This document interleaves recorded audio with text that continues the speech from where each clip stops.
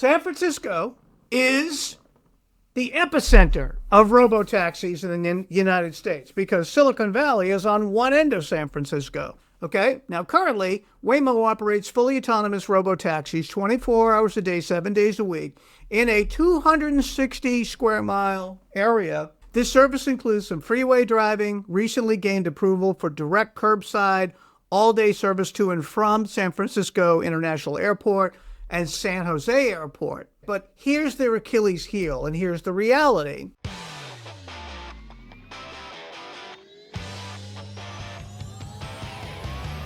You're listening to the Ground Transportation Podcast with Ken Lucci of Driving Transactions and James Blaine of PAX Training. Learn how you can build a thriving transportation business with real profits, repeat clients, and enterprise value. And now for your hosts, Ken and James. Well, good afternoon, Ground Transportation Podcast audience.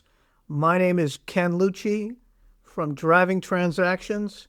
I'm usually here with my lovely and talented podcast partner, James Blaine from PAX Training, but this is going to be a solo episode, so don't tune out. I think it'll be interesting. We've opted to do a solo episode, and I encourage you to go on YouTube and look at this because we're going to be talking about and showing you a presentation on the state of autonomous vehicles. And this is specifically for chauffeur operators and even taxi operators on what to expect and how to navigate the road ahead. This will be a first shot at what we know now for data, the first podcast and presentation, and it's going to be lead-in to our first full report on autonomous vehicles that's going to be due out in June.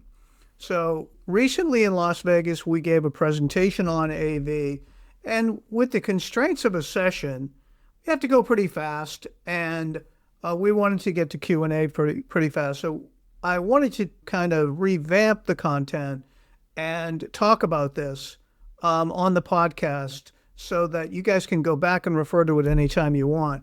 So let's first talk about some important definitions. Autonomous vehicle is the first definition, and it's a vehicle that can sense its own environment and operate with little to no human input. Let's put a pin in little to no human input. It uses a combination of software in the vehicle and sensors as well as computer systems to drive itself. And there are 6 levels. We'll go into those. Autonomous taxis or robo-taxis, and I frankly hate that term. I hate it, but it is what it is. It's a fully autonomous vehicle operating at an SAE Level 4 or SAE Level 5 that is part of what's known as a TNC technology platform or a specific taxi platform. So you can't just throw one of these vehicles on the road and somebody's going to order it up without having an app and without having a full infrastructure. So the autonomous vehicle is used to provide paid passenger rides, just like a regular human taxi, but eventually with no driver behind the wheel. And then autonomous livery is a term that's been bandied about and coined. Frankly, I think we're the first ones to really continue to use it.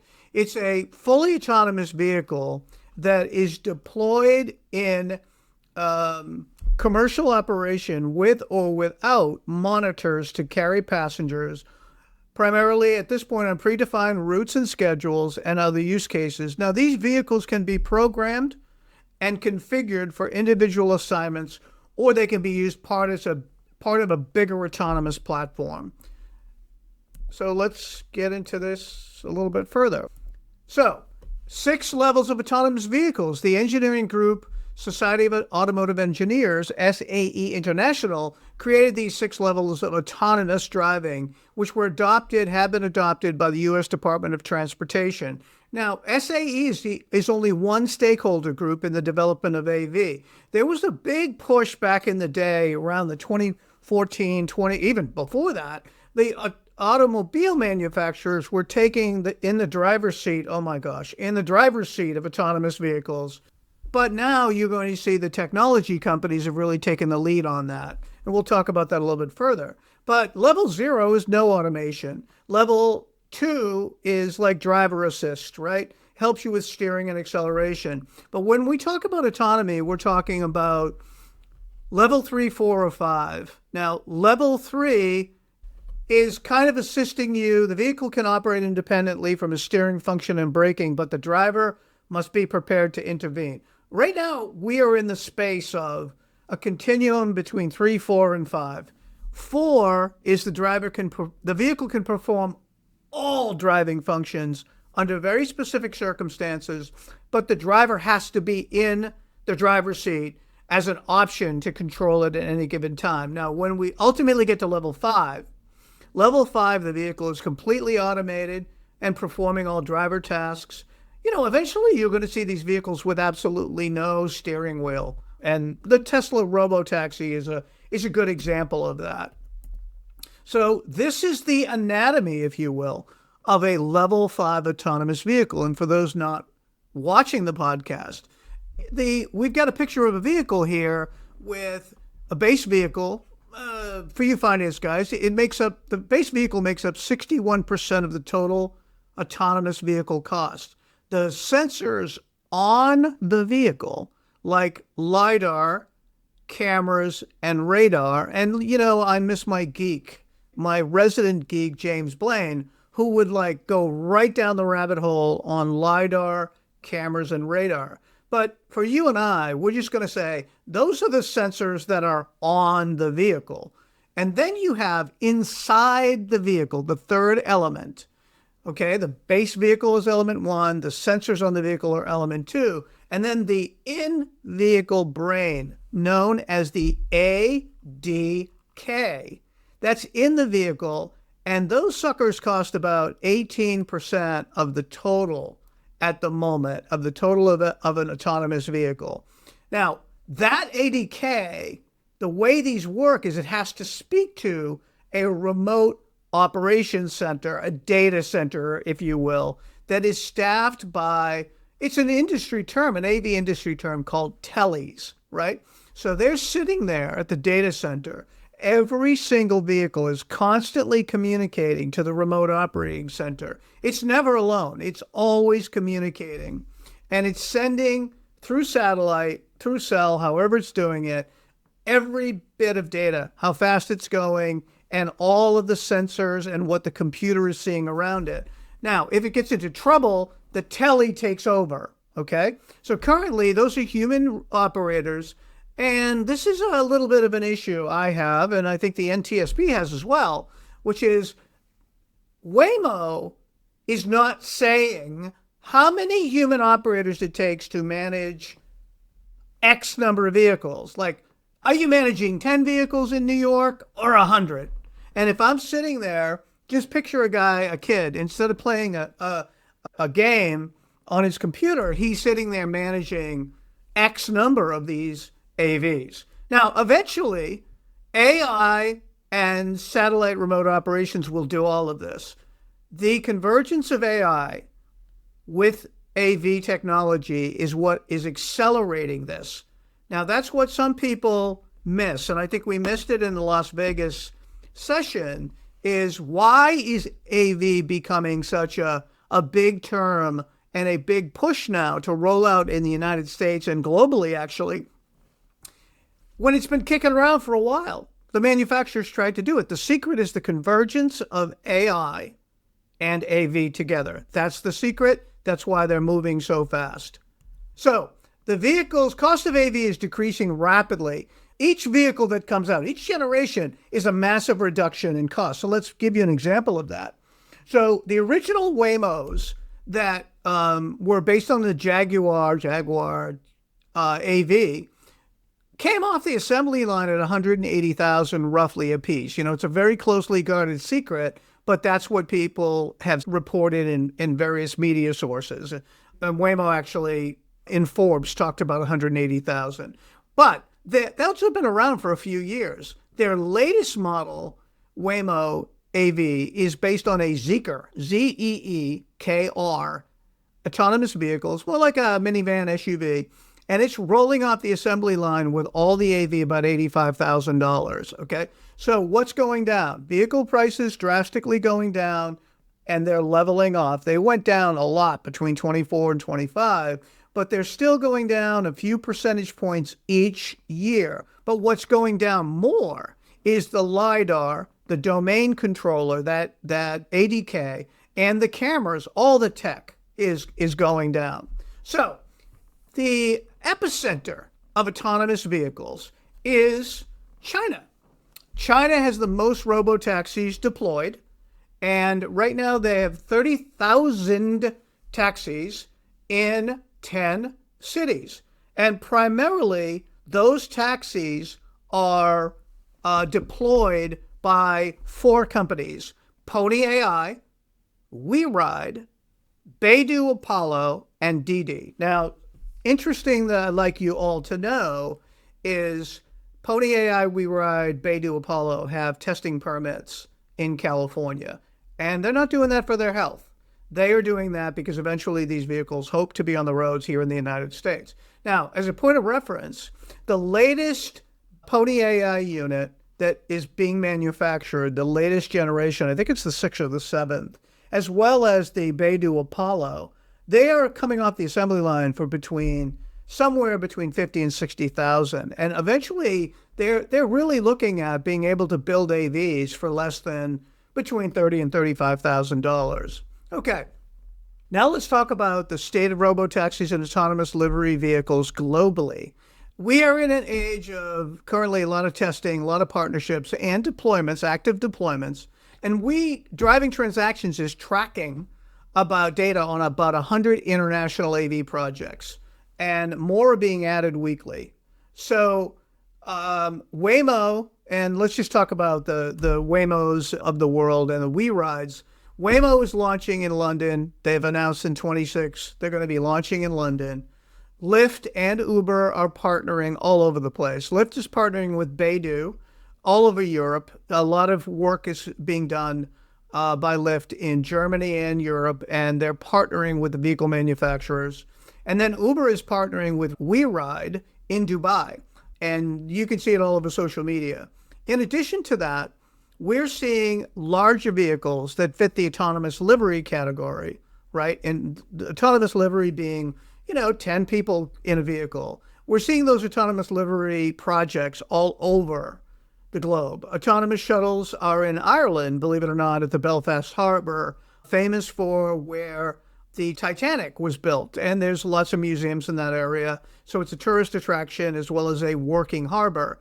And there's something called the Harlander Shuttle Project. Look it up.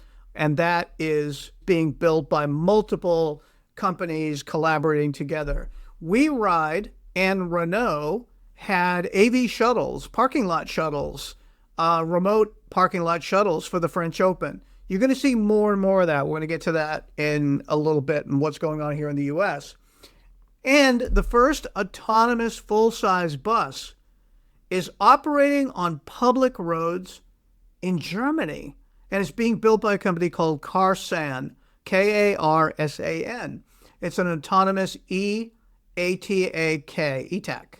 Very proud of it. It's filling the role of public transit instead of having a CDL driver, bus driver. It's eventually going to have no driver in it at all. I think there's a monitor in it now. So back to the United States, please. So back in the U.S., we have a combination we have about 10 cities where there's autonomous vehicle deployments, and then we have another 10 to 12. Seems like they're always popping up. Now, I'll give you an example. I'm right now showing a map of all of in the dark circles, those are deployments, all the way in Martinez, California, San Francisco, California, LA, Phoenix, Arizona. Oh, by the way, Waymo is available to and from the Phoenix airport. Waymo is available to and from San Francisco airport and San Jose airport. Waymo is also available in Dallas, Texas, Austin, Texas, San Antonio, and Houston. Not at the airports yet. Waymo is on the Uber. I think it's Uber and Lyft, but it's listed here as on the Lyft platform in Atlanta. Nashville, Waymo and Lyft have partnered together, and they're going to be opening in Nashville. So the United States is got about 10 to 12 locations where AVs are already out, and then there's another 10 or 12 where they're doing testing. Perfect example. Shout out to Sean Glasgow from Peak Limousine, who called me and said, hey, Waymos are testing in Charlotte. So that's not even on our map. That's not even on the public maps. By the way, we got this from smartcitiesdive.com, which is a website on urban mobility for those of you who want to keep up with this stuff. So here are the US-based autonomous taxi platforms to watch, right? Waymo, which is owned by Google, 2,500 AVs on the road and counting, service in 10 cities, another 10 or 12 cities testing. Right now, they're doing 450,000 rides a week, and they will be doing 1 million rides a week by year-end 2026 this year. Then you have ZooX. ZooX, they have about 100 AVs on the road. Oh, my God. It seemed like they had 1,000 on the road, but they only have 100 on the road. And they're in Las Vegas, so at the CDNLA show, we saw them all over the place. Now, the key there is they own a manufacturing plant in California. This is owned by Amazon, by the way. And this is a purpose-built vehicle. Looks like a toaster. It's really futuristic. And they already built the plant to manufacture, and their goal is to manufacture 10,000 of these units a year. And they're currently testing all over the place, and eventually their goal is to use a as a multi-purpose vehicle to do not only robo-taxi in one configuration, but also delivery, Amazon delivery with robots in another, which is really futuristic, but then again. And by the way, Amazon is using robots right now to pick and pack in their warehouses. Then the third, which is the one to watch, by the way, is Tesla robo-taxis. Right now, depending upon which day Elon speaks, it's somewhere between 250 to 500 AVs on the road. And they are active in Austin, and they are testing in San Francisco with a FSD, with a person in the vehicle right now. But they are in Austin completely autonomous. And their ride total is not disclosed. You know, that's the beauty of Elon. And their strategy is interesting. It's different than the other two. Tesla Robotaxi is scheduled to come out, a dedicated Robotaxi vehicle is scheduled to come out. It's a two-seater, and it would be between $30,000 and $35,000. So Robotaxi-enabled Tesla between $30,000 and $35,000 that you and I could buy, and that we could enroll onto the Tesla Robotaxi platform. So let's think about this. We're going to have a Tesla Robotaxi app. And if I am sitting working here in front of this computer doing the podcast, my Tesla can be called up. Instead of it sitting for 10 hours in the parking lot, it can be called up and used as a robotaxi. Extremely interesting business model. Verdict is still out on its viability, but that's the one to watch. Okay, Uber is developing an autonomous vehicle partnerships literally all over the United States and around the globe. Ultimately, Uber would like to operate a transportation marketplace with multiple AV providers on their platform in all major markets. So they're making deals with everybody. They're trying to with everybody, Tesla, Waymo, ZooX, who knows what they're doing with Elon. But around the world, they already have partnerships with Waymo, WeRide, Pony AI. This slide that you're seeing is right from the Uber website. And the quote is, "We're still only beginning to unlock our platform's full potential." They have 200 million users, Uber does. And now they have 20 autonomous partners around the world. That's according to their CEO. I can never pronounce his last name. I just say Dara. So here is the first thing that concerns me. And we're going to get into the impact on Chauffeur in a bit. But the first thing that concerns me is we reported on this in Chauffeur Driven Magazine a while ago. We did an article on it. It's the partnership between Uber, a company called Neuro, and Lucid. Lucid is the electric vehicle manufacturer that builds a gorgeous SUV called a Gravity. And the Gravity SUV goes out the door anywhere from 80 to 90,000 sticker. And it's got a premium leather interior. And this particular vehicle has a Neuro autonomous vehicle system built right into it. So this is really interesting to me. Neuro, that's run by a guy named, I think his name is Dave Ferguson. He's originally a Waymo engineer. And another gentleman, they left Waymo, if my memory serves, and they started Neuro. And Neuro is a platform that sits on top of a vehicle, and it's built into virtually any vehicle. And they picked the Gravity, and they bought 6 of them. And they built them out in Las Vegas, and they went from a factory vehicle to a working prototype in 6 weeks. They had it on the track in Las Vegas. Now, it's already being tested. It was at the Consumer Electronics Show recently in January, and now it's being tested on the streets of San Francisco. It used to be a TV show way back in the day.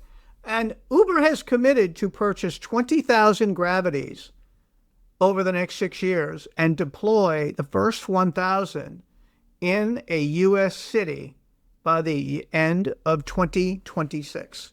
And again, it's a partnership. The Lucid vehicle, the Neuro is the complete EV platform, and Uber has 200 million users that are going to use these vehicles. Now, Uber invested $300 million in Lucid, and they also Neuro just raised $200 million, and NVIDIA and Uber were investors. What bothers me or worries me a little bit about whether or not this premium autonomous vehicle is going to be a threat to the chauffeur space is because, Uber they're investing a lot in, and it's a leather interior vehicle, curated inside vehicle expense.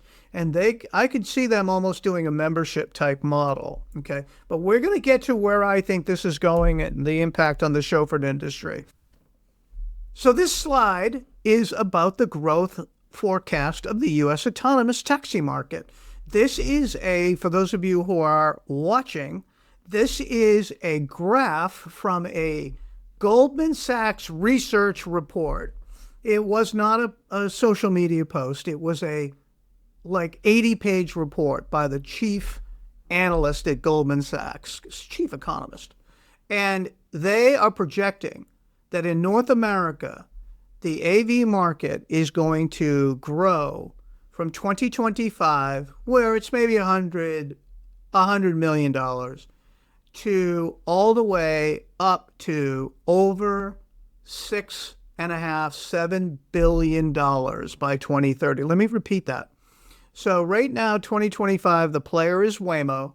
They're doing about $450,000 a week, and they're going to be at $1 million a week by the end of 2026. But the entire autonomous vehicle market by 2030, Goldman Sachs is saying, is going to be about a $6.5 to $7 billion market. Now, currently, chauffeured sedan and SUV market is $6.6 billion. By 2030, we are growing at about 2.6% compounded annual growth rate a year. We are set to be only at $7.54 billion. So the first thing to watch out for is Goldman Sachs is predicting that the autonomous robotaxi market will be of similar size to the chauffeured sedan and SUV market. Now, primarily, where is that $6.5, $7 billion going to come from? Okay, well, Goldman Sachs believes that about 8%, 7.5%, 8% of all Uber rides will be done by an AV. I think they're conservative, okay? But the bottom line is Goldman Sachs research is predicting a compounded annual growth rate of about 90% every year for the next 5. Goldman analysts estimate that the gross margin for a vertically integrated AV operator, right, which is someone who goes out and they buy 100 of these things or 50 or whatever, and they put them on a platform, they believe that the gross margins can be 40 to 50%. They will get to that level over the next 3 to 5 years. So after all operating costs, you're going to have, out of every $100, you're going to have 40 or 50 bucks left over. That's a better margin than we are currently operating with human drivers, which, should push the gross profit to about $3.5 billion for the robotaxi or the autonomous taxi market. I think they're a little bit robust in the size of market, but I think they're very conservative as it relates to what amount of Uber rides will eventually be AV. I think Uber riders are chomping at the bit not to deal with the driver. Okay, so San Francisco is the epicenter of robo-taxis in the United States because Silicon Valley is on one end of San Francisco. Okay, now currently, Waymo operates fully autonomous robo-taxis 24 hours a day, 7 days a week in a 260 square mile area of the Bay Area. This service includes some freeway driving, recently gained approval for direct curbside, all-day service to and from San Francisco International Airport and San Jose Airport. Now, key details here is their coverage area includes nearly all of the city of San Francisco, and then they extend south down to Daly City, and they connect down to San Jose.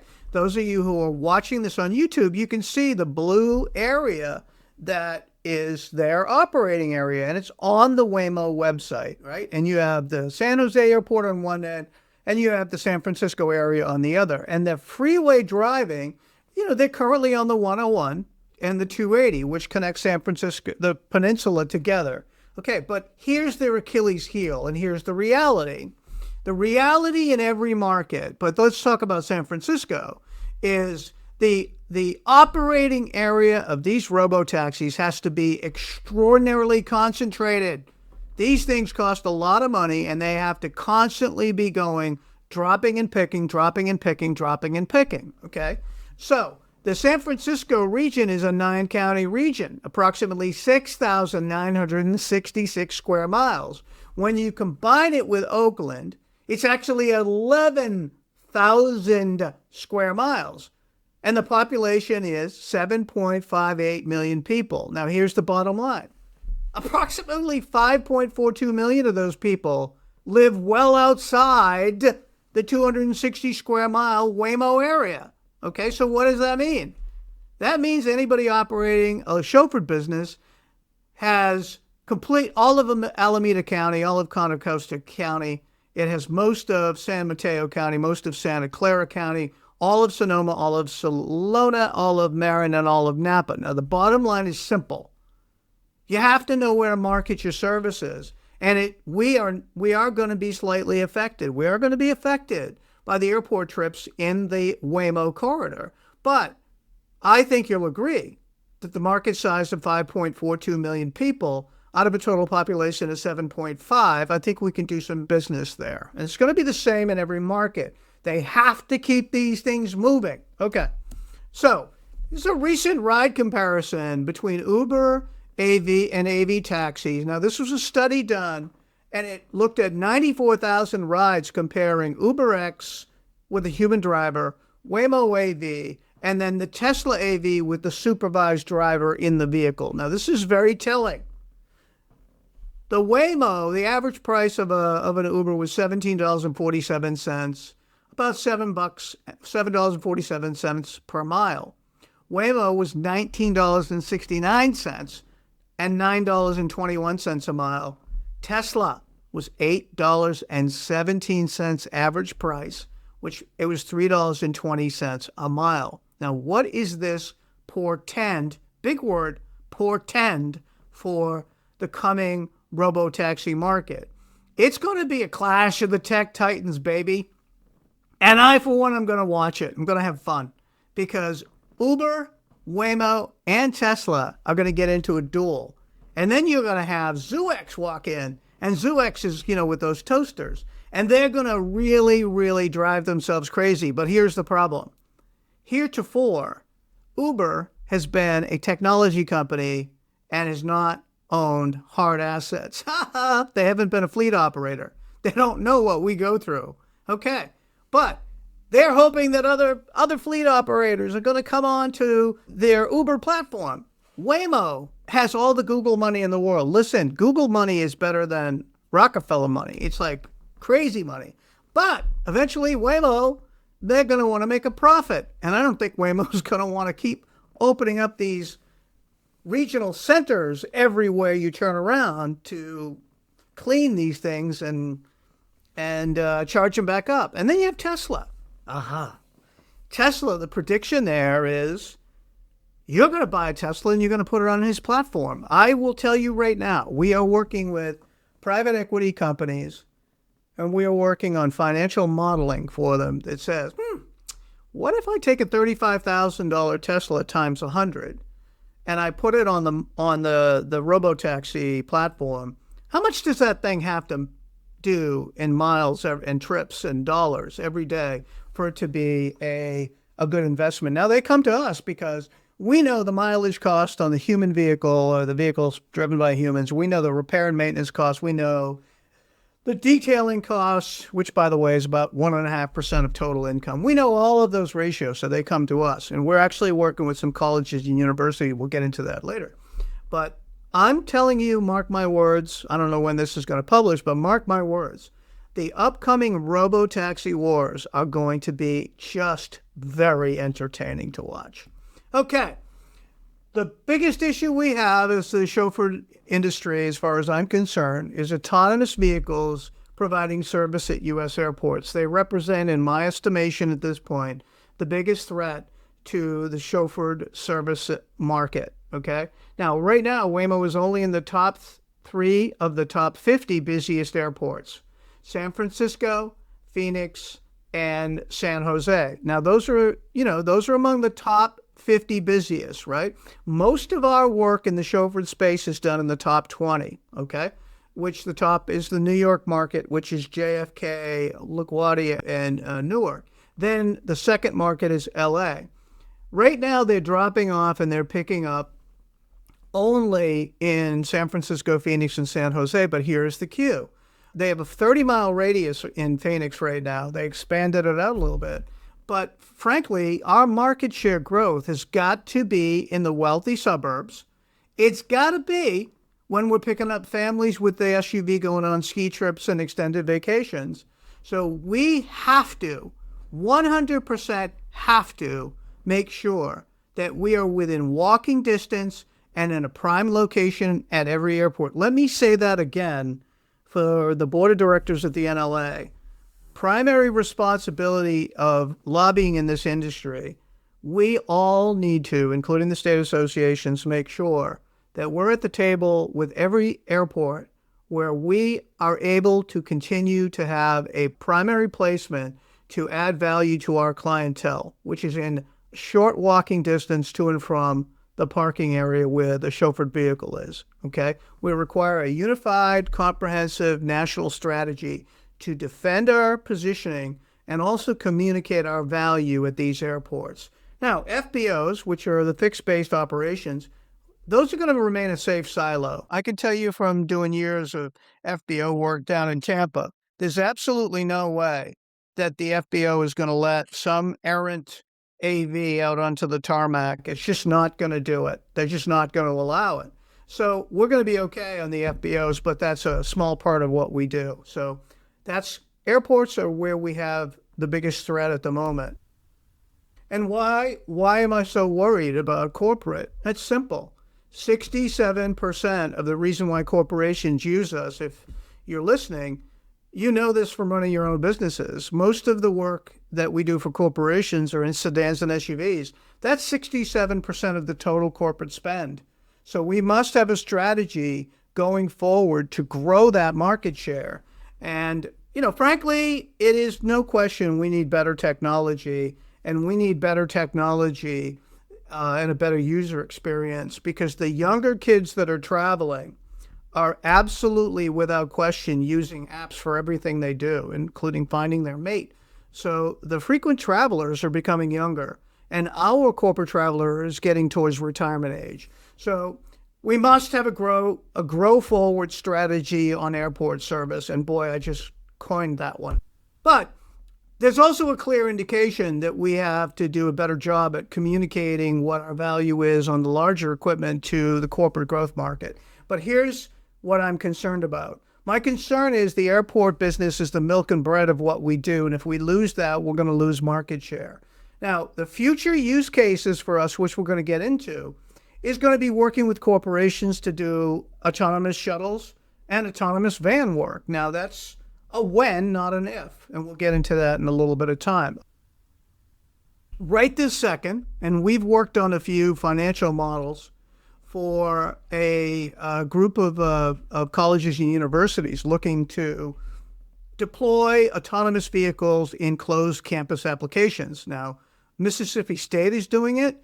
University of North Carolina, Charlotte is doing it. Believe it or not, Florida State in Jacksonville and North Carolina A&T State University. They all have some variation of AV shuttle programs. Now, keep your eye on Jacksonville. Oh my God, I never thought I would say that in my life. Keep your eye on Jacksonville, Florida. They have an autonomous innovation center, and it's debuted in Jacksonville. I actually am going to go down and take a look at it because the city of Jacksonville deployed the first autonomous vans in public transit service. And over 125 municipal transit systems have active projects or feasibility studies investigating autonomous vehicles. And I think most of them, are going to go down there and take a trip to Jacksonville to see how they're being deployed. And they are actually using a Mercedes Sprinter, and it's been outfitted by a company called Perrone. It may be Perrone, but Perrone Mobility. And it's a zero emissions, fully autonomous vehicle.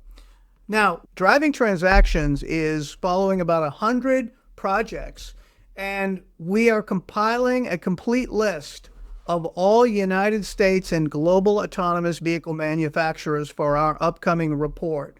We are watching and working with and contacting every manufacturer from that are building these units or adapting and putting autonomous vehicle tech in an existing vehicle. But, these are going to end up being all purpose-built vehicles eventually. Now, where we see initial use cases, when are we as livery operators going to start seeing opportunities? Okay, we're going to see it definitely now. We're seeing it in campus shuttles. We are also seeing it in closed route shuttles, meaning that a programmable route in a private community, a downtown circulator, we're seeing community routes replacing public transit buses with autonomous buses. We're going to talk about this, event and remote lot shuttles like they did at the French Open. Eventually, when these vehicles are commonplace on public roads, you're going to see corporate shuttle, last mile shuttles, transit station shuttles, airport transit and hotel shuttles, and planned private community shuttles. The airport transit, right now, Atlanta Airport has got a program, and Newark Airport is doing a pilot. Atlanta's already built it out. They're actually chosen whoever the manufacturer is they're going to work with, and they built out the routes as they renovate the airport. Newark is doing it differently. They have a pilot with 3 different manufacturers. So this is a matter of when, not if. And anybody who says there's an if involved in whether or not these are going to be deployed, in my estimation, is extraordinarily naive and not up to date on the data available. We, to this point, have reviewed and studied and analyzed 5 different economic reports from Goldman Sachs, JP Morgan, McKinsey, Stanford University, and MIT. It's a matter of when, not if. So, large regional operators and large networks should position themselves as embracing the eventuality of autonomous livery. Now, what I'm showing on the screen, for those of you who are just listening, there is a current large transportation tech aggregator out there. I'm not going to mention their brand because I'm not a fan. I'm not a fan of tech aggregators. I'm a fan of fleet operators who know what it takes to actually price out and operate a motorcoach. But this is a transportation tech aggregator that has on their website an autonomous campus shuttle that they're doing with the University of Texas, Austin. And they are describing a vehicle on their website. And they're putting themselves in a first mover position.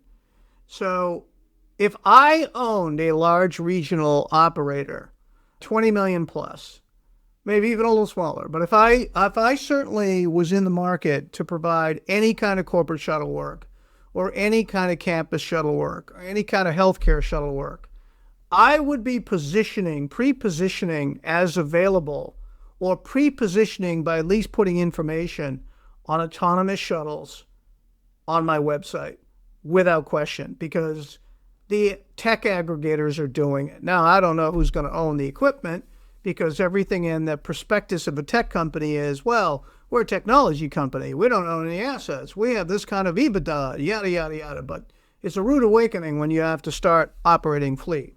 So if I'm a network or a large regional, I'm absolutely embracing and putting myself in the position as being in the conversations that are taking place. Which leads us to, how do you future-proof your chauffeur business as AVs evolve? It's all about education, participation, a unified strategy, and a collective voice, which, we kind of have a reputation or lousy history of unification and collective voice in this industry. But we need to get with the other passenger transportation associations. First and foremost, if I'm an operator today, I'm becoming knowledgeable. I don't care what size operator. Knowledgeable.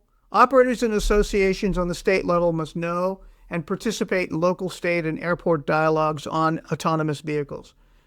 Develop and enhance relationships with regulators, airports, and government stakeholders. Continue to push back on illegal operators. That's a completely different issue, but it's just as big. It's actually more of a threat to our industry than AVs.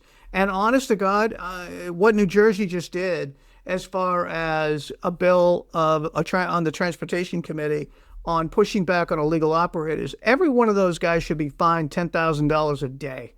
Okay? And it's simple. They literally, if you're using your vehicle in commercial use and you're not properly regulated and you don't have properly permitted and licensed, it should be $10,000 a day, because it's a risk to the public. Anyway, future-proof your business by focusing on the safest, most profitable vehicles and service silos and geographic areas. Well, what does this mean? This means that you have to know your numbers and you have to focus your business growth in the most profitable areas that are not going to be negatively affected by autonomous, which we'll get there in a second. But the safest, most profitable, I firmly believe larger vehicles, minibuses and motor coaches, are going to be the last. I don't even think in my lifetime you're going to see an autonomous motor coach with 55 people on it. But there are use cases in geography where autonomous is just not going to work.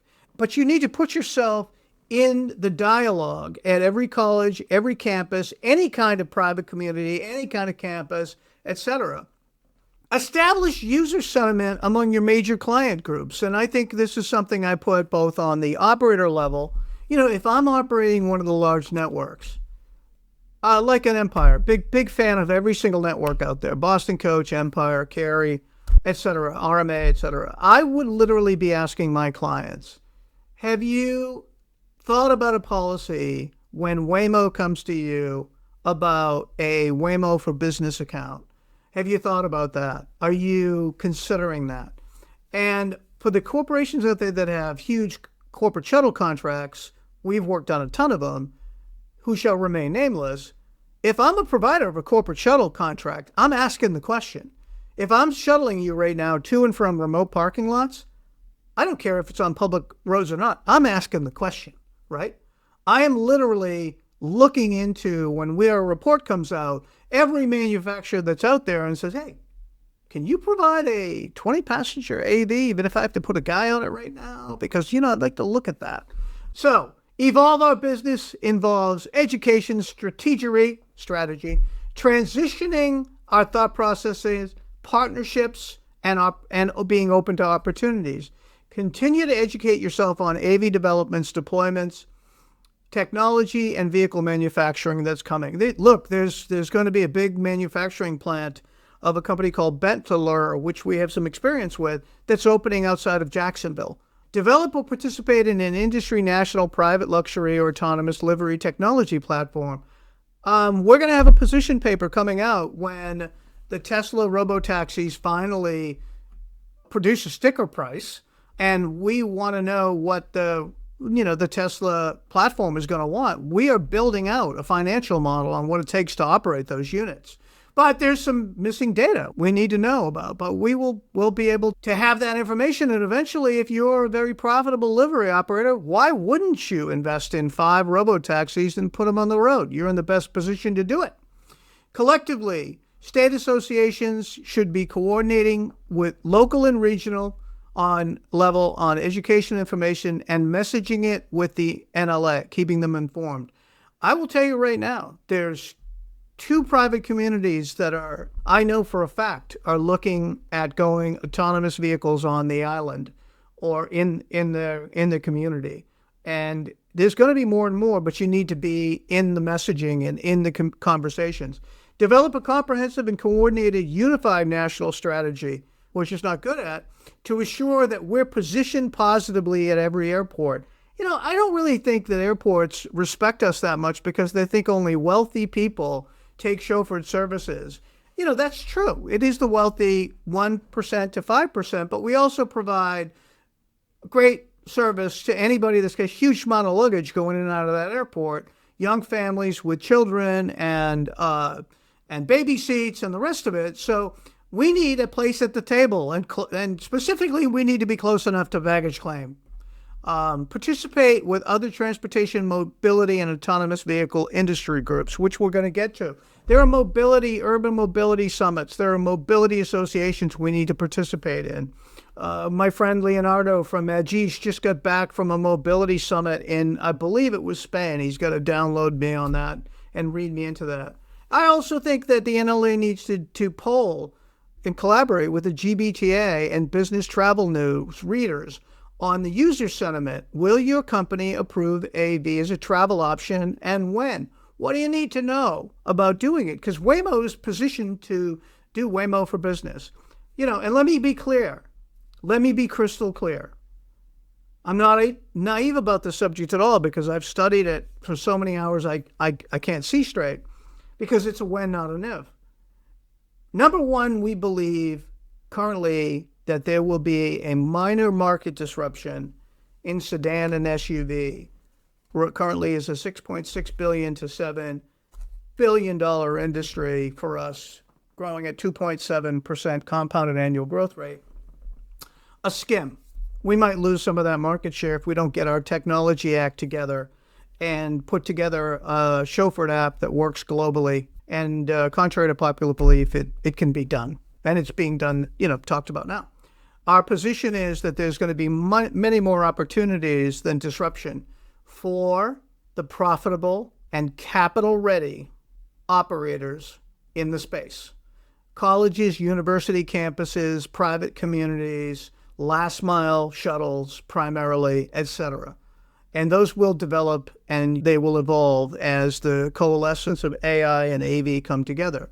So our current position on autonomous taxis, including luxury autonomous taxis, we are projecting that they will be rolling out in the top 20 U.S. cities.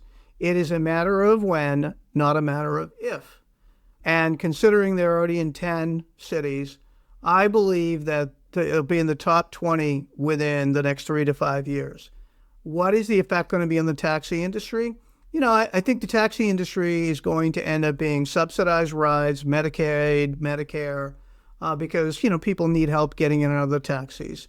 And then it'll be what I call the cash client, the client that doesn't have the smartphone and doesn't have the credit card. So it'll be a cash segment as well.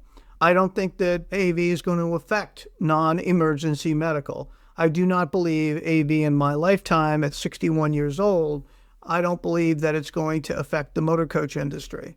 But I do think we're going to have a little bit of a skim reduction off of our current market share of sedan and SUV in airports. Let me be clear. The market share for autonomous vehicles is always going to be in the urban areas where the drops and picks are like that. There is no way they can make it work sending a vehicle 60 minutes from the airport out into the wealthy suburbs. It's just not gonna happen. The model doesn't work unless the vehicle prices go way, way, way down, because they just can't afford the deadheading, right? So what am I saying? The future of the chauffeur business, there is much more opportunity than there is disruption. But the stakeholders in our industry need to embrace and force new technology, because the 60-year-old corporate executive is walking out the door within 5 years, and he's going to be replaced, he or she, by someone in their 30s that does everything on an app. That's not an opinion. That is a fact. So I will be a broken record until the day I retire, which will be about 65, about how behind the technology is in our industry, and the fact that the biggest thing that threatens our industry is absolutely not autonomous vehicles, but it's what I call omniscient thinking. And that is thinking that tomorrow will be exactly the way today is and exactly the way yesterday is. And I can share with you and promise you that with the evolution of AI coupled with AV, we are at a strategic inflection point. We either need to get our stuff together to give our clients the technology interface that they prefer to use, our future clients, or we are going to risk market degradation. But I have faith that we will address the technology piece, specifically a user app for ordering, tracking, and paying for by reservation anywhere on the globe, certainly in the top 6 countries where 67% of all corporate travel is, and every major city in the United States. And then I think we have to do something on the corporate travel and corporate portal side, but that's something else. So I hope you found today's episode. I think I've gone right around where I need to be on time. This is a precursor to what's to come. If you want to keep up with autonomous vehicles, here are some great sources. The AV Industry Organization, the avindustry.org, smartcitiesdive.com, airportindustry-news.com, futuretravelexperience.com, the driverlesscommute.com, certainly chauffeurdriven.com, because we're going to continue to write AV articles there. And Driving Transactions is publishing our first advisory report on autonomous passenger vehicles, due out around June 1st. And it's going to include every manufacturer and technology player in the industry, as well as some deep dives on current deployment use cases and future use cases, and a little bit more on future-proofing your business. So my name is Ken Lucci from Driving Transactions. This has been the Ground Transportation Podcast. I want to give a shout out to my partner in crime, James Blaine, who could not join me today. The truth is, he's kind of had it with me about talking about autonomous vehicles. So he said many times, just shut up, Ken. We're done talking about autonomous vehicles for a while, even though he nerds out every time we talk about autonomous. But thank you for listening and have a great day. Thank you for listening to the Ground Transportation Podcast. If you enjoyed this episode, please remember to subscribe to the show on Apple, Spotify, YouTube, or wherever you get your podcasts. For more information about PAX training and to contact James, go to paxtraining.com. And for more information about driving transactions and to contact Ken, go to drivingtransactions.com. We'll see you next time on the Ground Transportation Podcast.